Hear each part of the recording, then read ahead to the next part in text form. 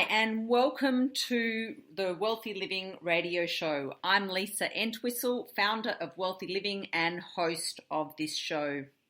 I help open-minded, big-hearted people connect to themselves, to others, and the world around them, guiding them to live a wealthy life, both personally and professionally.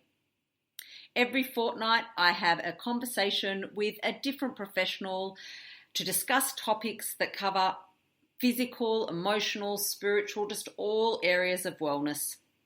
We discuss how our choices impact our work, our relationships, our health, and then together with the guests, we can suggest ways to help you live a wealthy life. So the topic of today is the power of humour. So everyone loves someone who's genuinely funny. Humour is just one of the greatest, change agents we have to bring good into this world. It's timeless, it occurs in all cultures. It takes us out of our current way of thinking and shows us new possibilities. It improves our health, our creativity, our relationships, and in turn has a positive effect on our personal and professional life. So today it gives me so much pleasure to introduce our special guest, Lana Schwarz. Lana is a multi-award-winning comic performer, writer, and storyteller. Her work is described as candid, sincere, honest, and witty. Her solo show, which we'll talk more about later in the episode, Lovely Lady Lump, sets out to gently and successfully push boundaries, skewing a serious topic with a comic eye. Through this show, Lana educates and entertains audiences about her experience with breast cancer, a topic most wouldn't find that funny, but Lana walks this fine line with such skill, agility, and warmth. So, welcome, Lana. Hi, thanks for having me. Oh, pleasure. It's been an interesting morning trying to get this show happening. It's been almost like a comedy of errors this morning. I wouldn't even say almost like. I would say it was exactly the indication of everything that we essentially would be talking about for this sort of thing. It's the exact experience because at the end, the only thing you can do is laugh. Exactly. So yes, to give you all an idea of what's happened, we've had like I do numerous times, technology is certainly not my forte, and I seem to, no matter what I do with the system settings, I seem to somehow get it wrong. And so this morning has been crazy. We've come on the live show, unfortunately, an hour or even a bit over an hour late. And yeah, thank God Lana was the guest today because she can see the light side of everything and kept me nice and settled and made it lighter and less stressful. So thanks for that, Lana. Hey, it's a pleasure. I should be around for all technical problems. Yeah, that'd be for awesome. Everybody. In fact, maybe that's how I'll actually make some money in this game. It's just, call up Lana, I'm having some issues with my tech. Oh, great, no problem. I'll come around and make you feel better about it. I may not solve the tech, but at least I'll be like, hey, we're cool, we're good. Yeah. Don't know how funny well, it's not really that funny. Well, it definitely got me to, I suppose, embody and integrate all of the things that I've been reading on about humour and its benefits because I got to experience that before we even started today. Exactly. I mean, that's the thing, you can take things one way or you can take them another. And ultimately, when you're presented with the situation, you can jump in and accept it for what it is and go, oh, well, this is what it is. And make fun of it or find the lighter side of things, or you can just get depressed about it. And I know which one I would prefer to be. Yeah, me quite too. Honestly, yeah. Yeah, so it'd be great if you could just share, with the listeners about maybe how you've come to be in comic performance and is it something, have you always just been funny and then thought and dreamed to be on stage delivering, comic shows, or have you, gone down another path and then somehow evolved to this path? So how have you come to, writing shows that are funny and, performing them all over the world?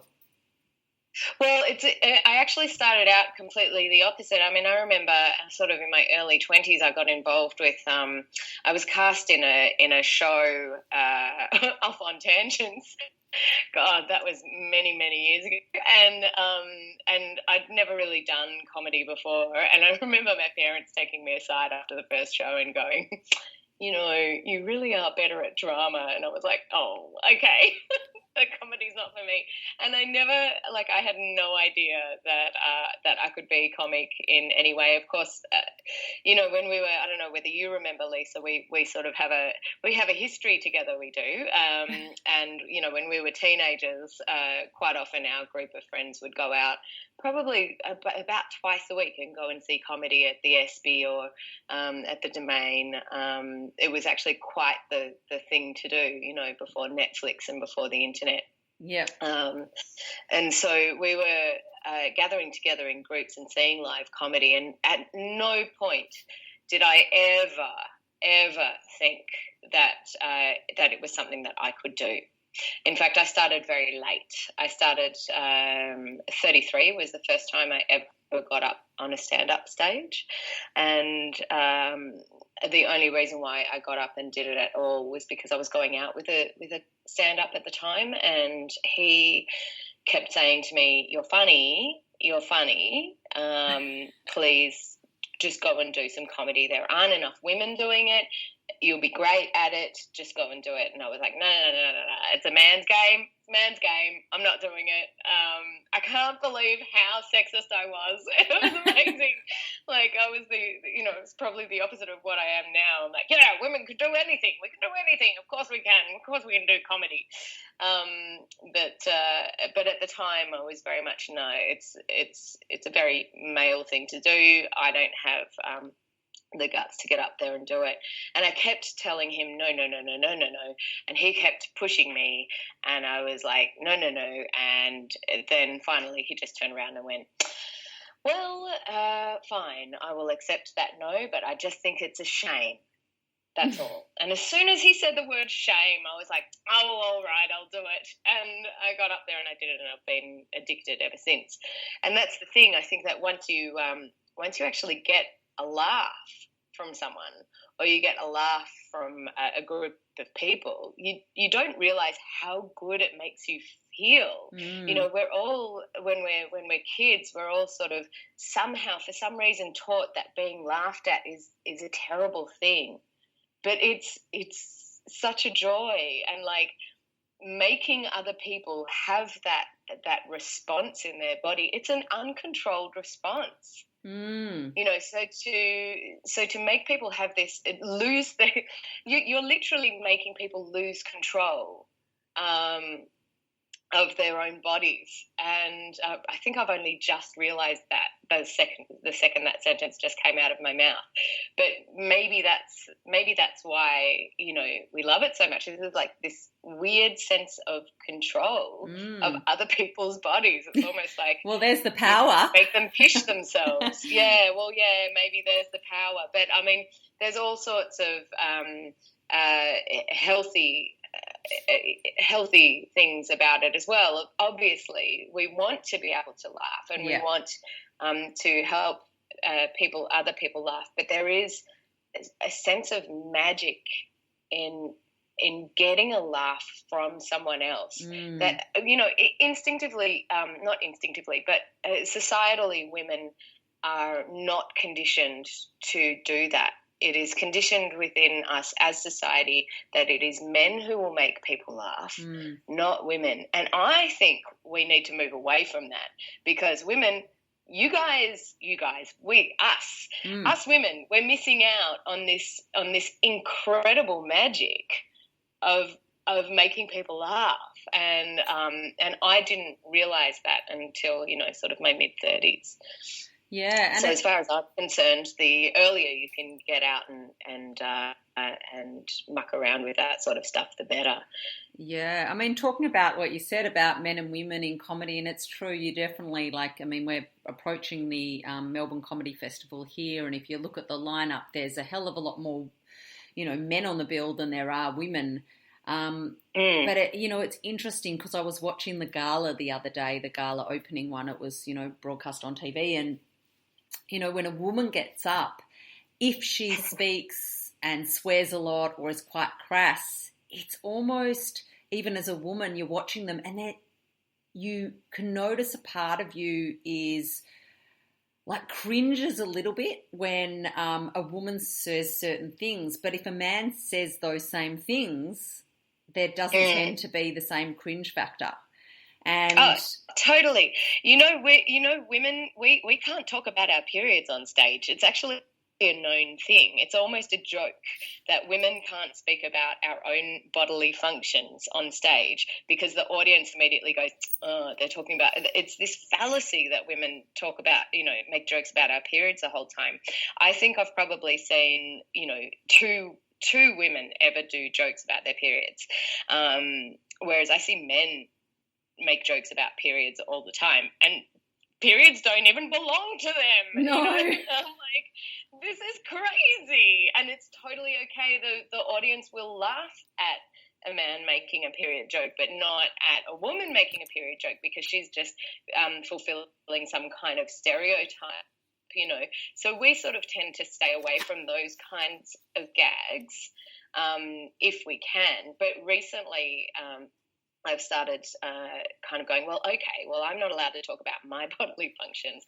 I'm going to do some jokes that men normally do. So I start talking about male body parts sort of, excuse my language here, everybody. I am a comedian, so so you can get away with it. I do tend to swear a lot. But I mean, this is actually a genre of joke. So, but men do a lot of dick jokes, and so I just went, well, okay, fine. I'm going to write a bunch of dick jokes. And so I did, and I do them with a slightly feminist slant. When I say slightly feminist, it's totally feminist, and it's 100% accepted. Yeah, but it goes up really well. But is it accepted because, like you said before, when you said about the period jokes, and men have no experience with that, or they, it doesn't belong to them. Like when you do the dick jokes, it doesn't belong to a woman, but a woman has experience with it. So I suppose it makes it that little bit more acceptable.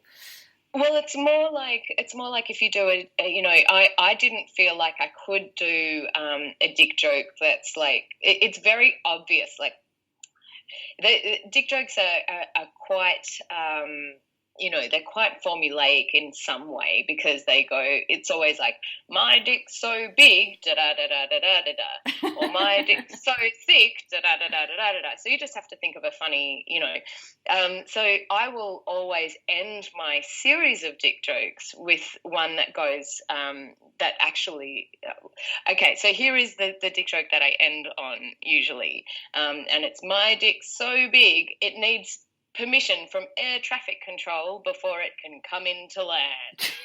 To be honest, guys, doesn't matter how big your dick is, you still need permission. All right? Yeah. I think we all know what that joke's about, don't we? Landing strips, consent. It's about consent. So, and that always goes down really well because it is actually a joke about consent, and that is something that is my experience. So I've turned the dick joke into my experience and being able to do that.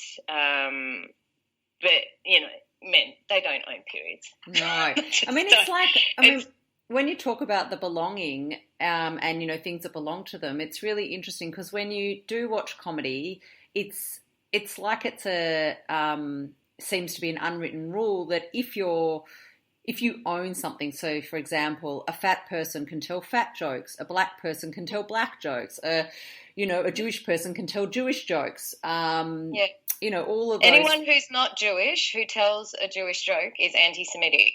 Yes. Always.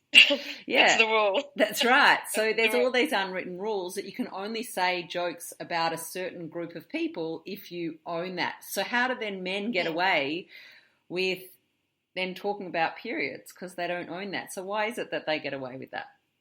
Oh God, it's a bugbear of mine. I could go off on a rant on it for ages, but I mean, ultimately, all you can do is just, and that's another thing. Like, these days I have a hair trigger for sexism, yeah. But at the same time, I'm kind of like, well, the hair trigger's there, but what am I going to do about it? Oh, I'll take the dick joke then. You're going to take my period jokes.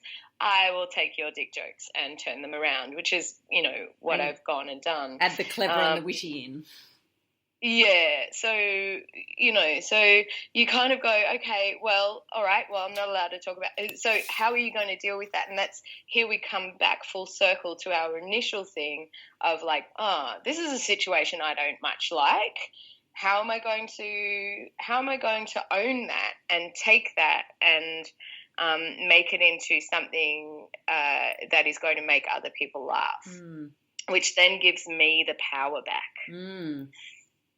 So you're really powerful when you make people laugh. And I remember I used to go out. I've been out with way too many comics in my time, but one of my ex-boyfriends in America, gorgeous guy, very very funny guy, is a black albino.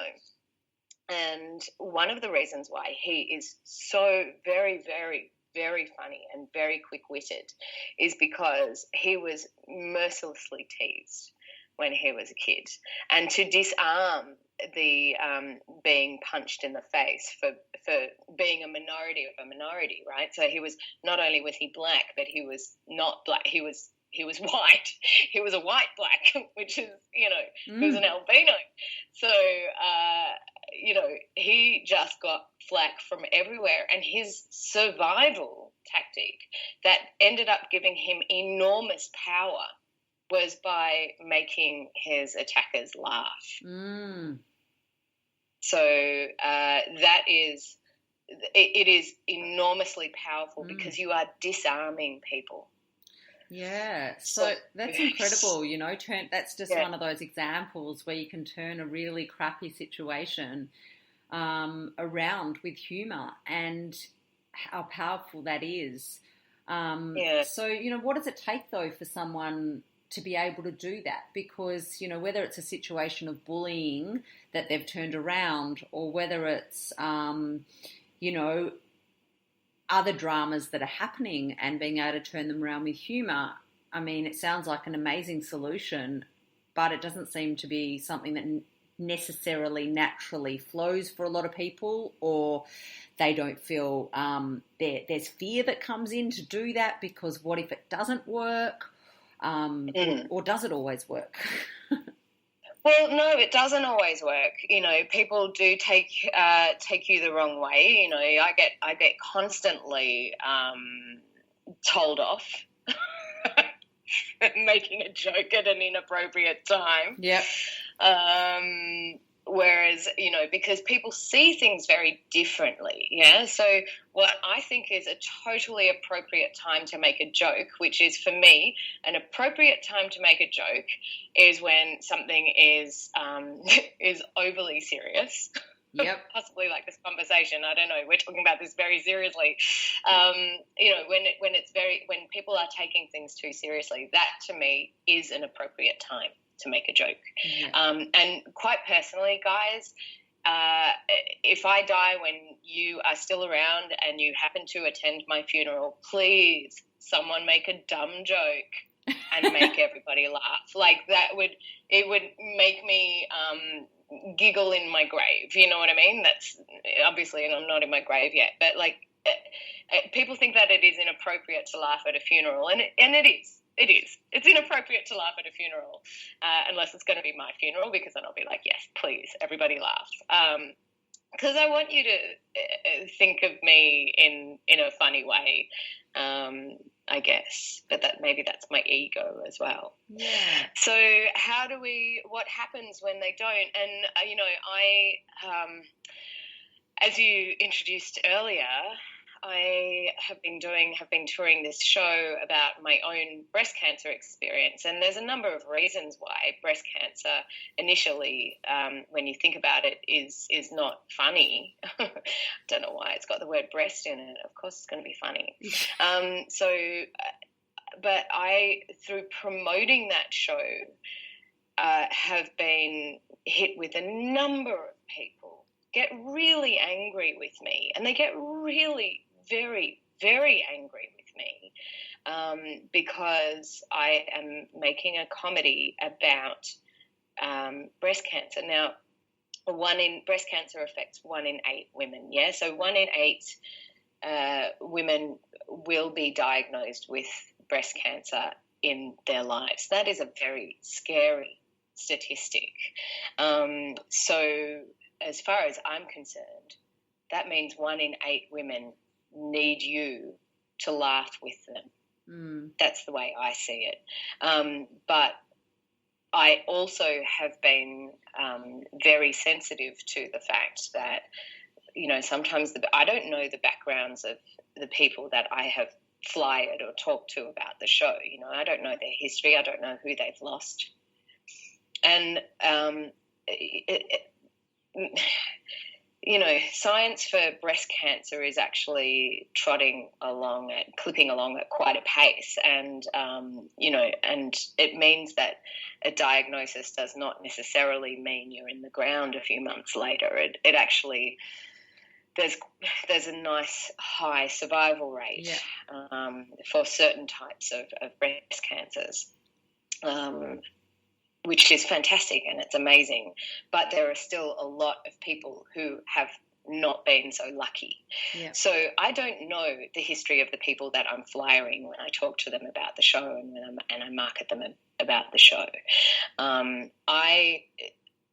worked very hard on making the show be incredibly sensitive to people who have lost people or gone through some really tough times with people that they're close with. But they're actually the people who need to come and see the show. And maybe I need to listen to your marketing podcast because they're exactly the sort of people that tend to stay away from the show, and yet the show is for them. So it's an interesting kind of conundrum because you're like, I know, or I strongly suspect that this will really help you, and at the very least educate you. But but also I guess one of my defenses in that when people get angry with me about doing a show about cancer, and they literally will turn around or they'll walk away and they'll yell back at me, "Cancer is never funny."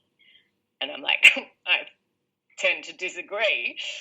But the thing that I have up my sleeve, the card that I have up my sleeve is that I own that material. I went through it. For me, it was very necessary to make gags from what I was experiencing and the fears that I was going through. Now, I was very lucky and I managed to catch my cancer early. So anyone that's listening, please go to get screened. Don't listen to the rubbish about, being worried about screening. Just go get screened. That was how they caught mine, and they caught it early, and if they catch it early, you get to keep your boobies. It's amazing. I mean, not everybody does, but I managed to keep mine, and I know a lot of other people who caught theirs early got to keep theirs as well. So, it's but making people laugh through that is also very powerful, and it was something that I needed to do. Now, interestingly, prior to diagnosis, I was actually starting to go down a little rabbit hole of depression due to something completely, I had done a bad show that I certainly wasn't proud of. and I really didn't like, and I was upset that I had made the decision to put that show on stage, and I was upset about my reputation, blah, blah, blah, all these sorts of things, and all of that fed into this weird kind of depression. So as much as I sit there and I say you need to laugh at the darkness, weirdly, depression is a very difficult thing for a comic to be able to laugh at. And I was really struggling to find a way to laugh at it. But when it had to do with something with my body, I was like, yeah, sure, let's make jokes about it, because this is, and making jokes about it made me feel really, it actually dragged me out of the depression. Well, I think that's the thing. I think that it's not necessarily that making jokes about depression help you with depression. I think it's different than maybe the bringing light to a serious set of circumstances like the breast cancer. I think it's a different situation. I think with depression, from what I understand, the evidence isn't necessarily about making jokes about the problem or the depression. It's about just finding humour in general and laughing more, and the release of the endorphins that take place when you laugh that then helps overcome the depression.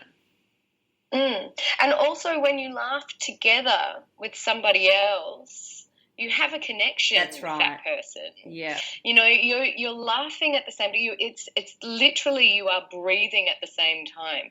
So one interesting thing that I have learned in terms of creating narrative for theatre is that you want to always put a moment in your show, or a few moments in your show, where your audience literally takes a breath together. If it's something shocking or they go, then your audience is breathing together. Yeah. And as somebody in the wellness industry, Lisa, you would know that breath is really important.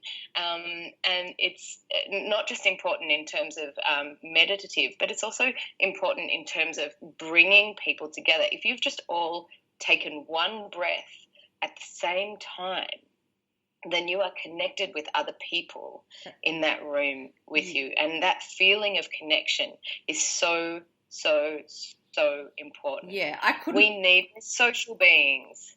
Yeah. You know, we need connection with other people. Definitely. Like, I couldn't agree more. Like, my mantra is connection is medicine, because I just really believe that if it's connection with yourself, connection with others, connection with the world around us, and it really is medicine, and it really helps shift a lot of energy, a lot of feelings, a lot of things that are going on. And yeah, and it's so true what you say, that humor really aids for that connection. Like, whether it's, you know, in a room by ourselves and you crack a joke, or we're in, you know, or you're in a relationship, or you're having a conversation with your mother, or whatever way you're relating with someone, and the situation is moving to a more darker side, or it can be quite heated, and humour comes in, it connects you in a different way. And it's the same thing like you're talking about now, when you're actually doing a show, or you're in a more theatre setting, and the audience laughs together, or the audience breathes together, or they sigh together.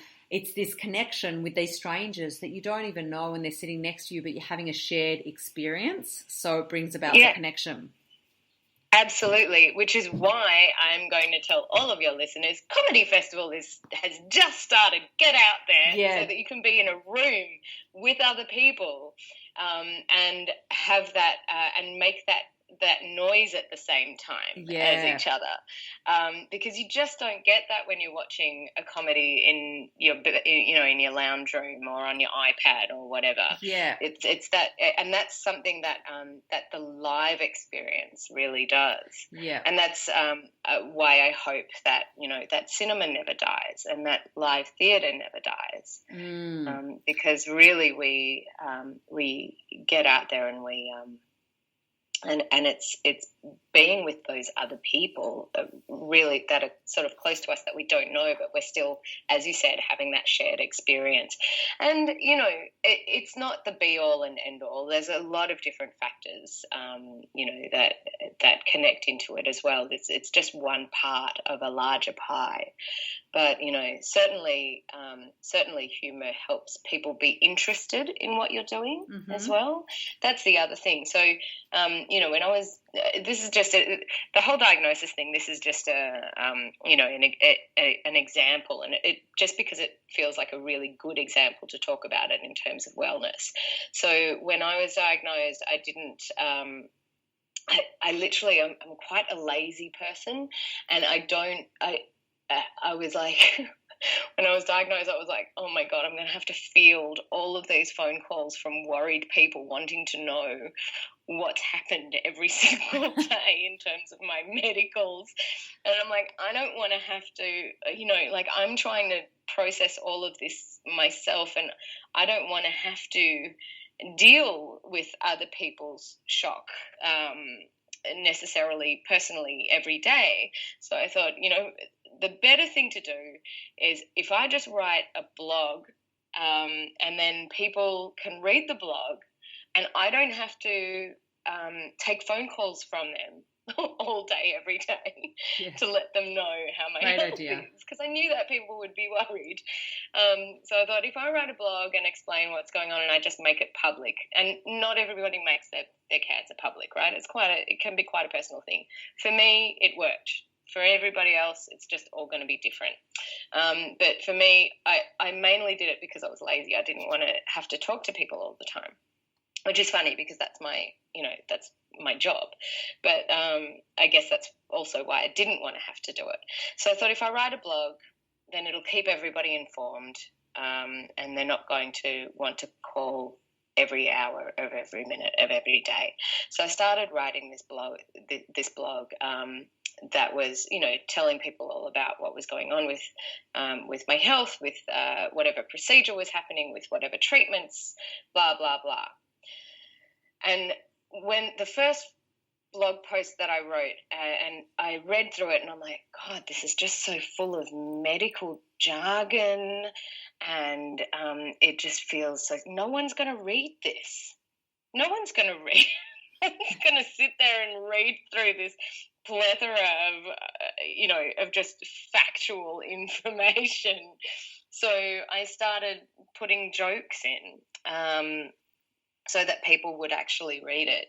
And it got people reading it, and it got people hooked into the blog, and they would follow the blog. And then what I didn't realize was happening was that because I was going out of my way again to take that power back, to make people laugh, the writing and the making people laugh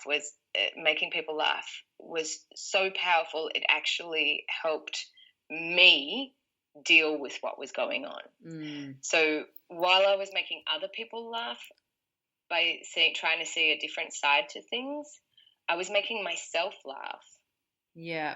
And I was making myself see a different side of things. So and I had no idea that was actually going to happen. But it was that writing aspect of it, and that public writing aspect of it was really important in terms of the healing. Yeah, that's amazing. Yeah, and I don't know whether it was healing of my body, because I actually have a very strong sense that Western medicine is where I have chosen to go in terms of treatment, and I believe that allied health can feed into what's happening, but I have a very strong belief in Western medicine actually doing the job. I believe in science 100%, and so I decided to go that route. And so throughout all of the treatments and everything like that, it was really important then for me to employ my other sensibilities, around that too. And I think that allied health is really important as an addition to. But you have to be very, very careful with allied health and cancer treatments, because actually certain vitamins and things, so I had to look into this, certain vitamins can actually stop the radiation from working, because you've got the antioxidants actually stop that radiation. So while that's really fantastic in everyday life, you want the radiation to kill those cells. So you have to be really careful with that sort of stuff. So in the end, my allied health was that humour outlet. Yeah.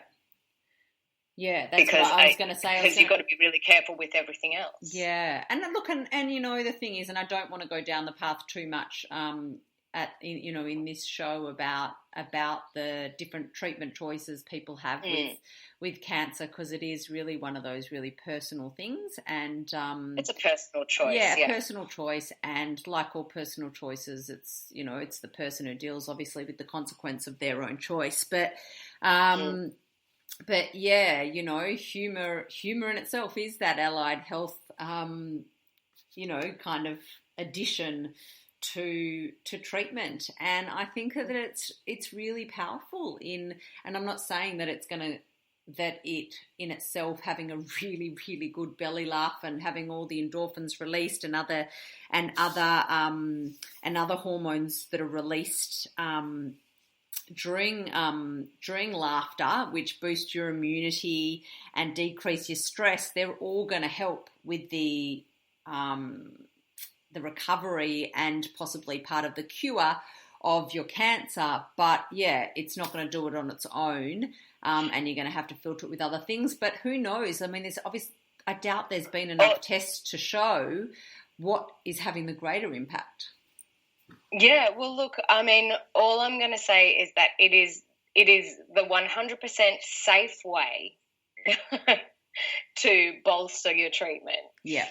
You know that it's not going to have any alternative effects that that will interfere with your other forms of treatment.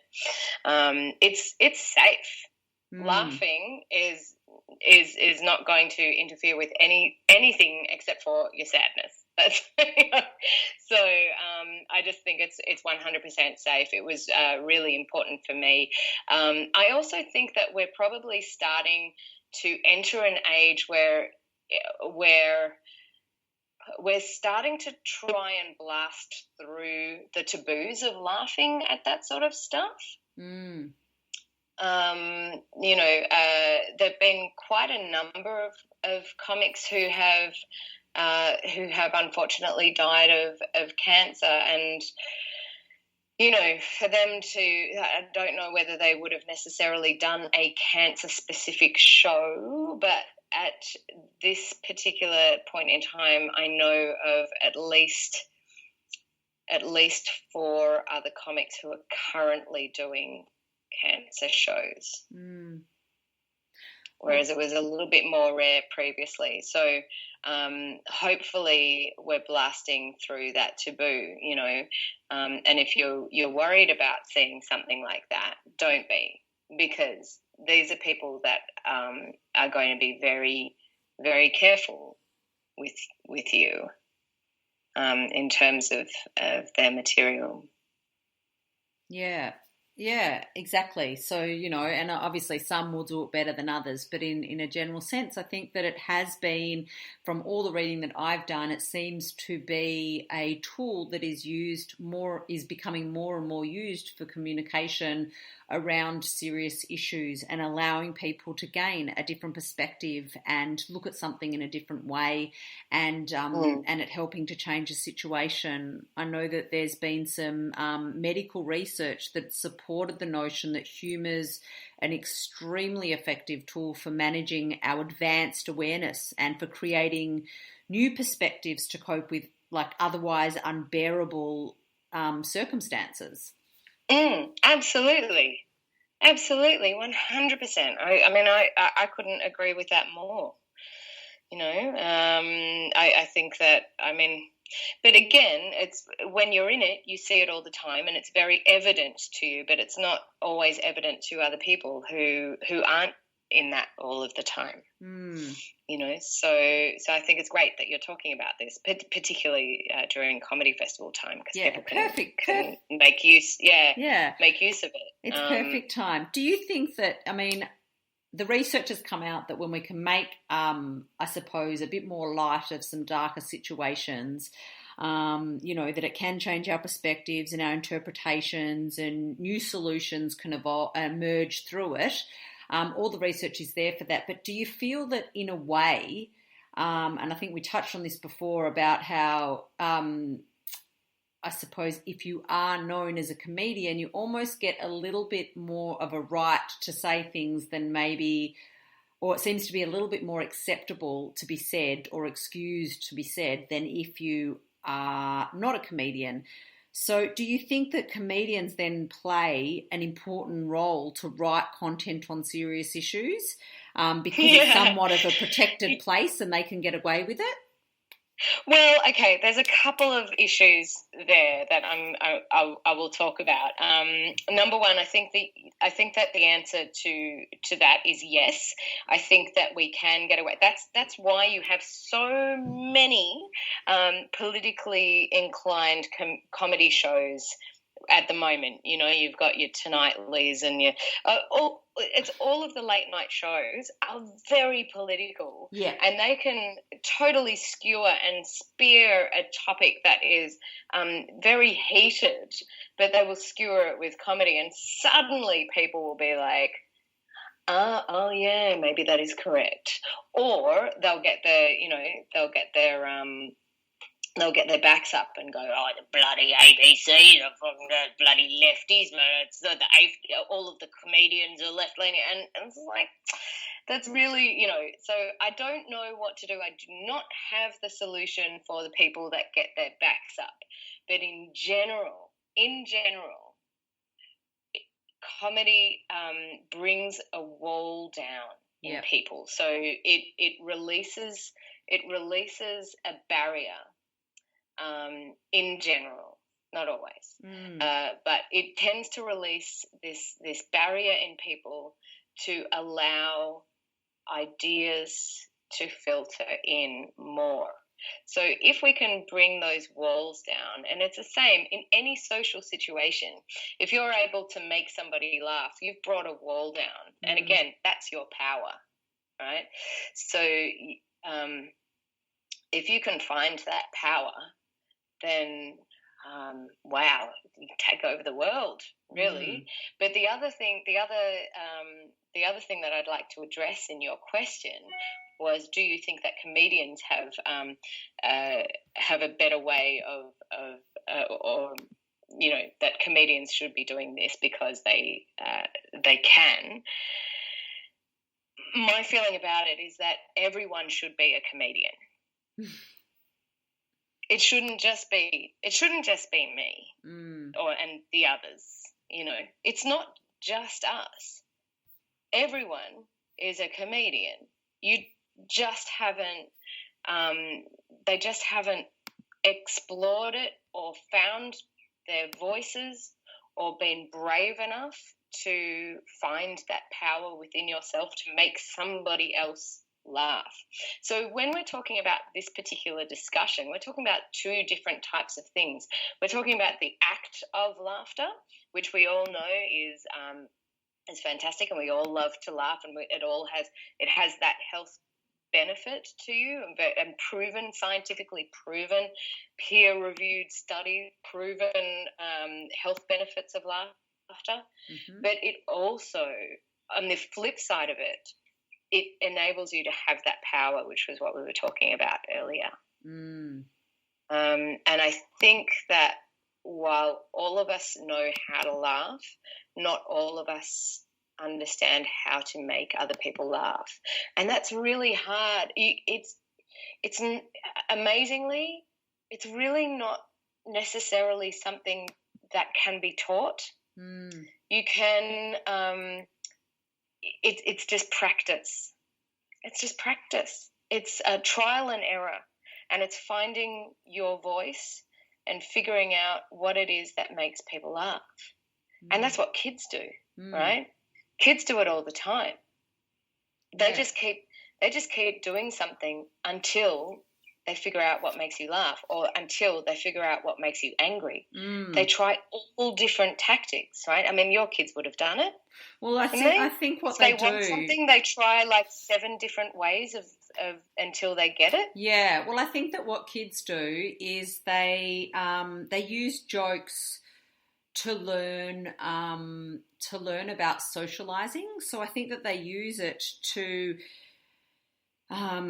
learn how to behave in a social context, and it helps them learn what's acceptable. So it helps them with the socialization. So they'll crack a joke, and they can, by the reaction that they're getting, they learn through jokes a lot. Yeah, and also through silly dances, or, you know, like kids are natural clowns, you know, like let's not, I mean, we've been sort of focusing on stand-up comedy, but it's not all about jokes. It's also about facial expression, or slightly the wrong timing, or you know, any of those sorts of things. And kids are natural clowns. And they but they, you know, in terms of getting what they want, you know, if your child, say, wants something in whatever, a chocolate bar, they might try 7 different ways to get you to do it. They might try, you know, asking nicely, pleading, crying, and one of those ones will be trying to make you laugh, for sure. You know, and throwing it's probably a the most tantrum successful one. Sorry? And it's probably the most successful one. It's always going to be the most successful one, let's face it. We don't want to reward tantrums. But yeah, if in my mind, if they make you laugh, give them the chocolate bar. You know, we had every year for Halloween, the kids, we've got a lot of kids in our neighbourhood, and the adults organise for them to do some trick-or-treating, even though it's not a particularly Australian thing, but it is a pagan thing. And so my old housemate and I decided that we didn't like that kids were just being given lollies when they came to the door, just because they knocked on the door. So being performers ourselves, we were just like, right, you have to earn, we're happy to give you these lollies, but you have to earn it. And you have to earn it by either singing a song, making a joke, or doing some kind of a trick, either a magic trick or a handstand, like a physical trick or something like that. But you have to do something in order to get this Kit Kat. Great idea. Or whatever it was. And the parents loved it, because suddenly they had to work for their candy. You know, it was great. And yeah, it was, again, the joke and the fun thing should be rewarded. Yeah, and I think that again, it just comes back to, you're able to, I mean, in that particular example, number one, you know, performance, creativity and humour and self-expression were rewarded, which is fabulous. But as well, it enabled you, or those kids, to practice connecting to somebody when you want a certain outcome. And I mean, ultimately, you're wanting to make people feel good. Yeah. Right? And I think because if you make them laugh, you're making them feel good. That's right. And they let down their defenses, and it's just always ends up, well, generally, I'm not going to say always, but most of the time it will end up with a much, much better outcome when people feel good. And I think even, you know, obviously I'm no comedian. I try to, you know, I used to be much funnier, I reckon, but now I don't know. I need to get back into that. What beat it out of you, Lisa? I know. I need to hang out with you more, Lana. But, you know, I think that... School? Was it? Yeah, I don't know. I think I just, you know, life got serious and I might have got too serious. But But I do know that even though my line of work is not necessarily about creating humorous shows, I think in the end it's a different modality, but it's to achieve a very similar purpose, and that's to bring joy, a sense of joy and a sense of confidence and joy into somebody's life, and so that they can feel those feelings and then make choices from that place. And it's always the choices are made better. There's less projection, less judgment on other people. There's more speaking from a place of a more open-hearted place, and generally being more honest, truthful, and with integrity when we feel really good and when we feel joyful. That's true. There are a couple of different sides to that too. So when you do comedy as a living, for example, there is the exact opposite side to that as well. Okay. So you might see, and you would have experienced that in that other show. So when I said I was going through a depression, that was actually as a result of me trying to do a comedy show and failing miserably. Because you weren't in a good place. Sorry? Do you saying because you weren't in a good place that you didn't necessarily then write from? No, in that I had in terms of like trying to make, so it's just very important to understand that not all jokes are going to land, and when they don't land, and it is actually called a death, right? Yeah. So when you're up there on stage and you have a gag and it doesn't work and it's just silence, it is like a death. There's a reason why they call it dying on stage. It's because you probably wish you were.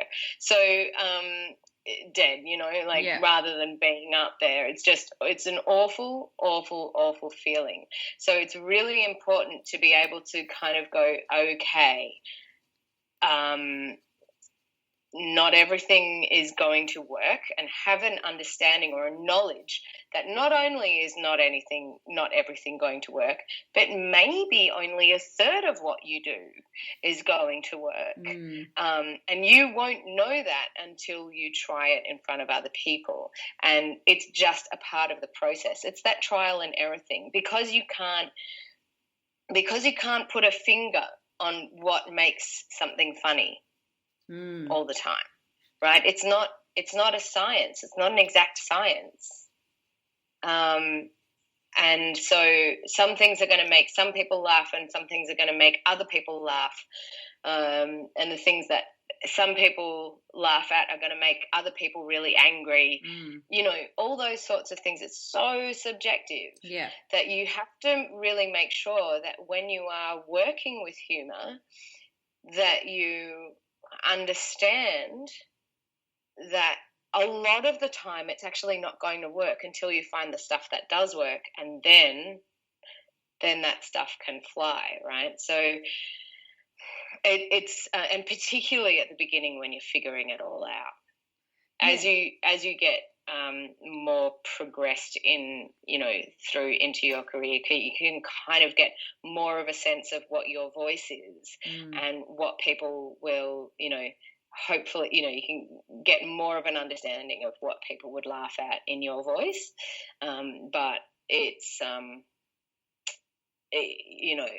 you don't know until you do it. So a part of entering into this and learning this and learning about the power that you have and actually building that power is also understanding that it's okay to have a comedy death. Yeah. But I think that everything you've described there is obviously your experience with being a comedian and how it's worked for you in that arena. However, I think that what you've described can really go across the board and be relevant for most people that are, say, running a business or doing their work in any way, and it's about having or not having certain expectations. It's about realizing that that not everything you do works, but what do we do with that, and what learnings happen, and do you gain feedback? I mean, your feedback being a comic will happen straight away, because your audience response gives you the instantaneous feedback. But for others, it might be, having to reflect a lot more, or doing debriefing sessions to then work out, all right, well, this didn't work. It's interesting you say that. I'm glad you also realise that the feedback is instantaneous, because it is. It's immediate. But what is always amazing to me is the number of mediocre comics that are out there that get zero laughs in a set, and they might walk off going, "That was brilliant. I was fantastic," and you just go, "How did you not hear the no laughs?" It's so interesting. Well, it's a different perception of what they're hearing or their connection. Maybe they're not yet skilled to be really connected to the audience, and they're really in their heads while they're performing it, and so they've performed it in the way that in the expectation that they had of themselves in how they would deliver it. So maybe they feel good when they come off because they've been so in their heads with the delivery, but they've not been connected to the audience. Yeah, and that's the thing, and I think that is relevant to your personal relationships every day as well, right? Definitely. Because you want to constantly be feeding back to the other person or from the other person and listening, and I think that that's one of the most important parts of this kind of work is that you always want to be listening to that feedback from the other person. Have they laughed? No, they haven't. Okay, we'll try something else. Or maybe they're just never going to laugh at me, and that is fine too. But I'm not going to, I personally have learned some very big life lessons about, or I hope I've learned them, until the next show where I decide that I hate the show and I don't want to do it again, I won't know until I go through that horrible death again, that whether I have learned anything or not. But it's really important to just to give yourself some self-love and go, well, that is the process. Doesn't mean that I'm not funny. It just means that I didn't hit the mark particular time. Well, I think if you take... And that's the same with all of your personal stuff and your business stuff. Well, that's right. So I think if you take things out of, we seem to be in a society where, and it is slowly changing, but a lot of the time outcome is the focus, that determines the success of something. Whereas I believe the process is what determines your success. So if, it's going through the ups and the downs and the learning that actually happens from that. And it might not be the success of that particular show or the success of your bank balance for that particular show. But that will never happen. Yeah. As a bigger life, learning and looking at success on a bigger level, it's the process which is actually determines a success. Like when you went through that and you had your so-called death on stage that you talked about. What did you do? What did you do after that? Did you just give up? Did you where was your resilience? Was it at the time, after? Did you reflect? Did you change your ways? Did you continue to self-trust that it was for another reason? Like, what decisions did you make beyond the so-called failure? And I think that's where the lesson really happens, and that's where the learning and the success happens. Yeah. I mean, ultimately you have to do what you have to do, right? So I have tried to move away from performance in the arts and comedy several times, mainly from a financial point of view, because it's just, unless you are on television or on the radio, it's this black hole of financial horrors, right? It really is. I mean, such a shame. It's such a hole. It's like it's actually red. Like you're constantly in the red. And I constantly have to have other forms of income to bolster me. And sometimes you have a win, you know, like you'll sell a show and it'll go on tour and you'll be like, oh, I'm getting a wage, it's fantastic. But it takes a lot to actually get the show to that particular point in time. So how do you deal with that? It's a good question. Do you give up? I've tried to give up many times, but you know, I'm an addict. and it's your calling, you know, it's within you. That's your gift to the world. Well, I can't. You know, like most addictions, it's going to send you into financial hell. But like it is, it's something that is, you know, if I have something to say, I have to get out onto a stage and say it. And writers will be the same thing. If they've got something going on, you know, in their, I mean, essentially what I do is writing, but you know, writers of articles and think pieces and novels, etc., they're exactly the same. You cannot help yourself. You have to get this thing out of you and into the world. And so as many times as I've tried to quit, and after that particular show, I was like, I have to quit. This is sending me down a mental health rabbit hole. I can't deal with it anymore. And then this miraculous thing happened, which was, and I'm not ever going to say that cancer is good, because it's not. Right? It was a horrible thing that happened. It was horrible. It was horrible. But you made an opportunity out of it. But because I can't help myself, and because I was writing about it and it made me feel better about it, then and then I'm back in again. Yeah. It's an addiction. Again, it's an addiction. It's like breathing air an addiction? It's a necessity. It's something in between an addiction and a necessity, you know, like I feel like I couldn't if I wasn't trying to make the world into a place where I affected it, then why am I here? Yeah, I don't think that that's necessarily an addiction. I mean, I understand and see why you're calling it an addiction, because it's something that is, in a way, I suppose, controlling you instead of you controlling it, and that's kind of where the idea of addiction is. But at the same time, I see it more of almost like your soul's purpose. You know, it is something that you've been gifted with, that, you know, you're here to bring about change in the world, to bring awareness to things that, you know, that aren't always talked about. You're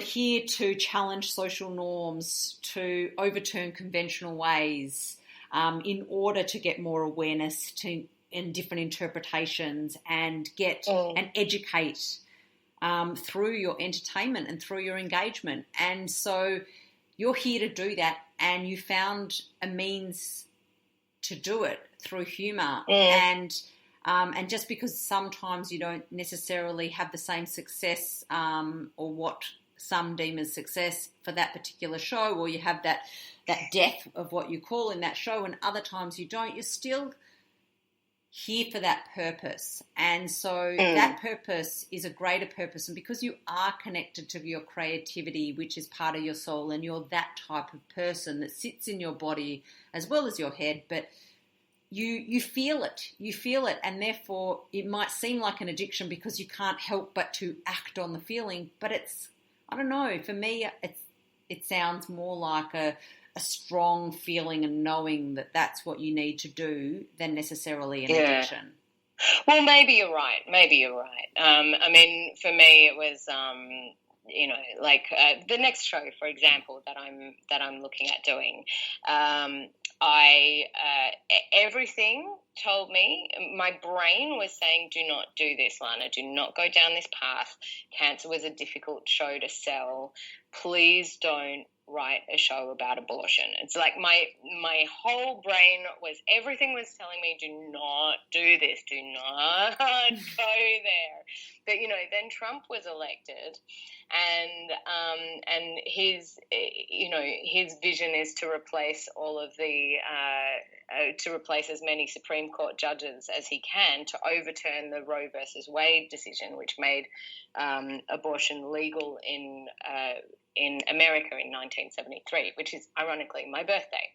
Wow. So, yeah, I know, right? I kind of saw that as a sign. And when that happened, and I saw, and I sort of started to see the rights of women that had been that we had won those rights, and they were going to be essentially taken away. I was like, oh God, we've got to fight for this again. So suddenly I was like, okay, I guess I'm writing this show. Yeah, I'm writing this show. And I know it's going to be hard. It's going to be the second in the trilogy of unsellable shows, but it's to me, I feel really strongly about it. And I know it is a divisive topic. Divisive. Oh my God. I don't think you could get more divisive. Are these group of cells? Is this group of cells an actual human? Is it not an actual, is it just a group of dividing cells? We could debate about it for years. And everything in my being is just like, don't go there. That is a whole world of pain. Don't go there. But, is that in your mind or your being? My mind. And then in the pit of my stomach, there's the idea of trolling and death threats and, all that sort of stuff. But, I kind of feel if anyone's going to do it, it's going to be me. Yeah, well, it is a courageous thing to do, and I think that any time that we really speak truth to power, it's scary, But if we don't speak truth to power, then it's very hard to bring about change. You've got a lot of, even in the recent situation that happened with all the, the shooting in the, in the US, you've got these really young teenagers, so courageous, speaking. Oh my God, they're truth. so amazing. Amazing. And then they could have a lot of consequences of doing that, but the consequence of not doing it for them feels worse.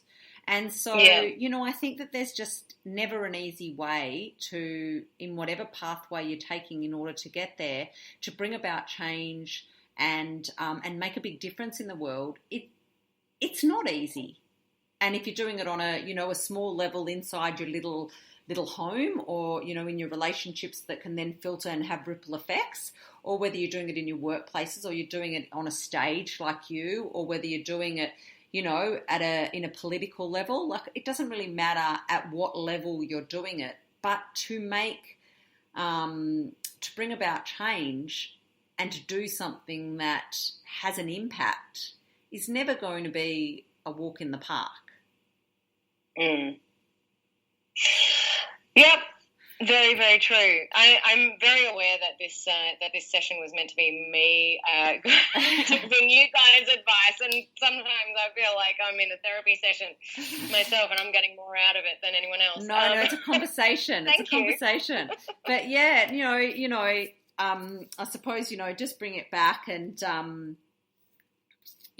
the whole idea of of what you do, and the whole idea of the power of humour and how it really does affect us on so many levels. And we've talked about that in the way that it affects you as the person delivering it, or or not just you on stage, but in how it feels to just shift things within a space, whether it's a playground, a home. When you're disciplining your kid with behaviour and trying to change behaviour, bringing in humour there. Where you as the person, as the deliverer, it brings about a change. We've talked about how it brings about the power of it being on the receiving end in doing all of that. as well as at a greater level. So there is a huge amount of benefits, physical, emotional, social, all the areas of health, bringing about creativity. There's been tests with that. There's been tests to show that when, I think there was a study I read of two people, one watching a doco, one watching a funny comedy, and then they were both asked to do something that was creative, and the person that came out of watching the comedy was able to use a lot more creativity than the person watching the doco. So there's so many benefits on so many levels, and it's wonderful what you do, bringing all of this to, making a concerted effort to bring more humour into the world, even when it is really serious topics. So kudos to you. Oh, thanks, man. Well done. Thanks. But, one thing that I, before we go, because I know we've got to wrap it up because we're going quite over time, but, you sort of mentioned it earlier that there is no time for inappropriate laughter. Yeah, but I truly believe that. Yeah, but, I probably can't think of an example really recently, but over time I'm quite... I can laugh at very inappropriate times, and I just can't help it. There's been times that I've laughed during a wedding speech, and it was not about the content of the speech. Or it might have been one word that was said that triggered me to just go into uncontrollable laughter. There's been times, in a yoga class that I've burst out laughing, or, in a discussion, or when the times you're supposed to be quiet and something has triggered me and I've laughed. And what's really interesting is that as inappropriate as it is and as bad as I'm feeling inside for doing it, I'm feeling equally as good because the joy it's bringing me from laughing feels so good. And then I can't really get in trouble for it. And also it's a little bit cheeky, isn't it? It's a little bit naughty to be laughing at times when other people feel like you shouldn't do it. And that makes it even more and people might difficult look at to stop you. Laughing. You might get a little bad look, but in the end, it's more contagious than anything else. Yeah, totally.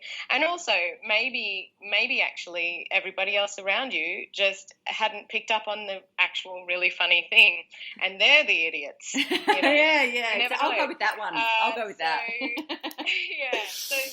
Yeah. Look, when I say there's no inappropriate time to laugh, it's probably not true. Like I actually sometimes sit in comedy nights and I see people delivering really horrible racist material or sexist material or, homophobic, transphobic material, which I find very unfunny. Yeah, me too. But apparently loads of people around me still do find funny. So that's when I would say laughter is inappropriate. That's actually... To me, when someone laughs at that kind of stuff, then again, you've pushed a button with the comedian, right, or the person where you're like, okay, I've made them laugh with that material, so I'm going to do more material like that. And as far as I'm concerned, don't even humour that sort of stuff. Like if you're laughing out of uncomfortableness, that's not good laughter. No. I don't think. Yes. So there are, so I take back everything that I've just said. I lied, everybody, I lied. There are, inopportune times to laugh where I'm kind of like, don't encourage this person because a laugh is encouragement. Yeah.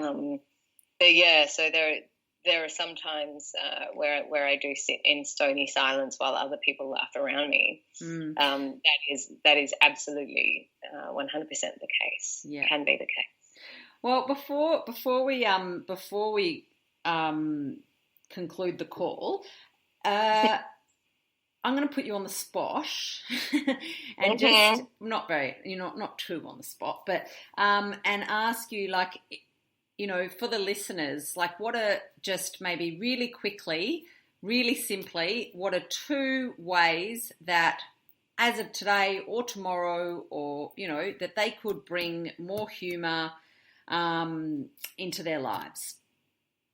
I would start by going out to see live comedy. There is live comedy in every town. Like, I know lots of people even regionally. I have friends running comedy rooms regionally. Look them up, go and see them, because again, being in a live environment is going to get you laughing, hopefully, unless they're terrible comedians, in which case you can laugh at them. And they're not going to have a career. So, that would be my first thing. In terms of bringing more, in terms of being more on the other side of things and making other people laugh, I would genuinely, even if you're not a writer, I would genuinely just pop some thoughts down. Have a look at something that, maybe just get a subject that you feel strongly about, and think of 5 different alternative ways to look at it. Yeah. And it's when you look at it in an alternative way, that's when the funny happens. So I think that's how to train yourself. If you're gonna, how I said you can't teach someone comedy. You can, however, train yourself, and that is by finding the different ways to look at something. There are always 5 different ways to make a connection. Yep. And what about just for everyday life? Bringing the silly, bringing the laughter, bringing the joy into whatever space that you're in. What's a simple way to make that happen? Buy a giant pair of stupid glasses, and whenever someone says something too serious, put them on and respond to them wearing those glasses. Brilliant. It's literally as stupid as that. Yeah. If you're having a fight with your partner, do something as stupid as that, like respond to them in a funny wig or something like that. And I know it sounds ridiculous. No, it works. It sounds utterly ridiculous. But if you're wearing a pair of giant glasses or those googly eyes or something like that, if you're having a fight with someone that you care about, go away, put those glasses on and respond to their arguments. Brilliant. Wearing those glasses. Yeah, it would definitely shift it. You might get, they might swear at you for a second, but then they can't help but to laugh. So, and if they don't, well, then get a divorce. At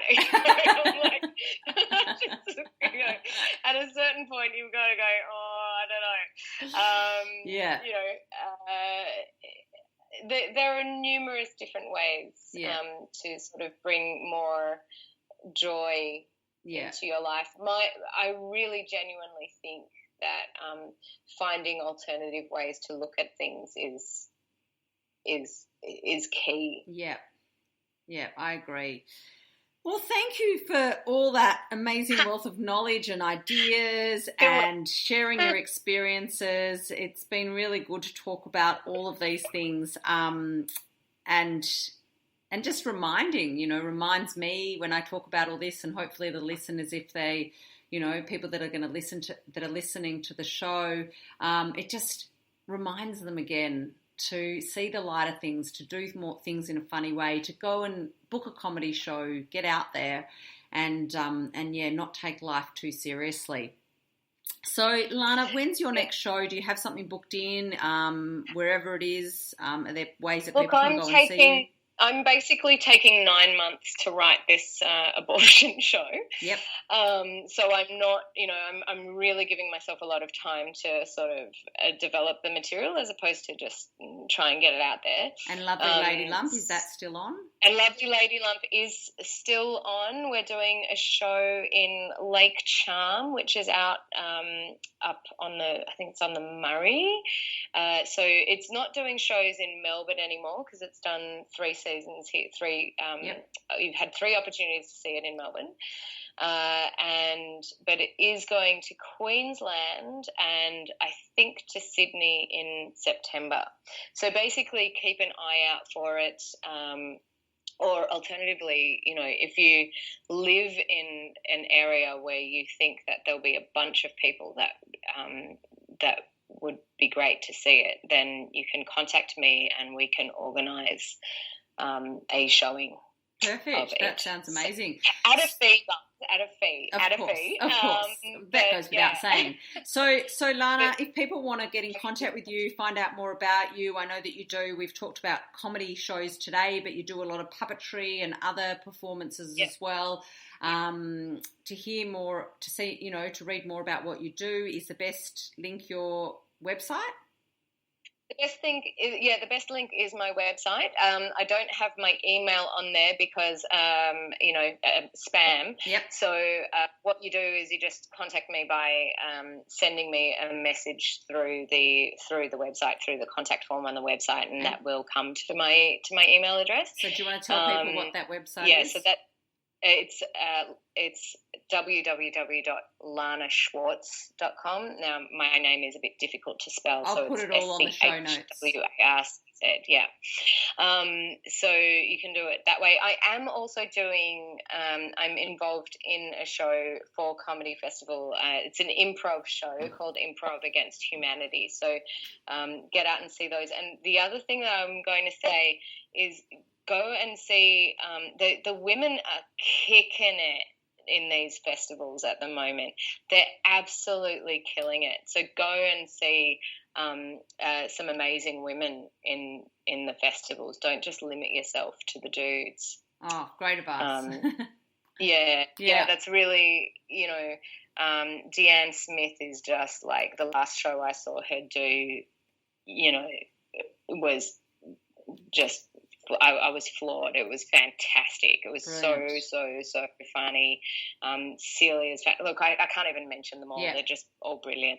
Well, thanks for those tips. I'll get more tips off you later. Yeah, so that's brilliant. Thank you so much. And I thought I was doing a little bit of a search on some different quotes, and I came across a really good quote to end on from Mark Twain, and that's, "Humour is mankind's greatest blessing." And I just thought that was such a good quote. Yeah, and I love that quote. Yeah, and I think it's right. It is, and I think that hopefully from this show, people have got more inspiration and understand what a great vehicle humour is for so many different areas. So thank you so much for, putting up with all the technical issues in the beginning, and thank you for keeping it light for me. Well, we did that. No problem. And for then joining me for the show to talk about the power of humour. So thank you everyone who's tuned in and stayed with us right till the end. I'm Lisa Entwistle, your host and the founder of Wealthy Living. So I'm an integrated life, clarity and wellbeing coach. I do corporate health consulting work, and I do event facilitation and hosting. So to find out more about me and my services, you can connect with me online through social media, or go to my website, www.wealthyliving.com.au, and that is WELLTHY living. So thank you very much everyone for tuning in, and I'll be back in a fortnight to have another awesome conversation. Have a great weekend, and it's Easter weekend, so have a great Easter weekend. Thank you.